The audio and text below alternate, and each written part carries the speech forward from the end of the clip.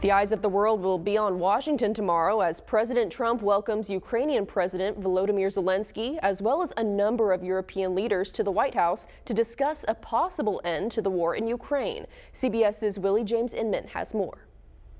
The White House is preparing for Monday's meeting between President Trump and Ukrainian President Volodymyr Zelenskyy.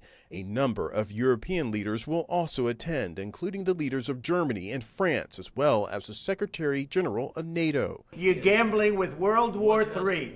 You're gambling with World War III. The Oval Office gathering will be the first time Zelenskyy has returned to the White House since a disastrous meeting with President Trump earlier this year. On Sunday, President Zelenskyy met with the president of the European Commission, who told reporters there can be no limits on Ukraine's armed forces or outside assistance. Ukraine must be able to uphold its sovereignty and its territorial integrity.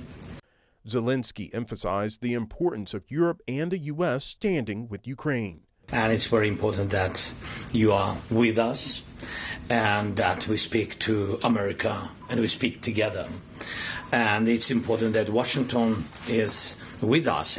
Monday's meeting comes just 3 days after President Trump met with Russian President Vladimir Putin in Alaska, a meeting that ended with no announcement of a ceasefire. On Sunday's Face the Nation, Secretary of State Marco Rubio said President Trump is intent on achieving peace between Ukraine and Russia. Right now, this is the biggest war going on in the world. It's the biggest war in Europe since World War II. We're going to continue to do everything we can to reach an agreement that ends the dying and the killing.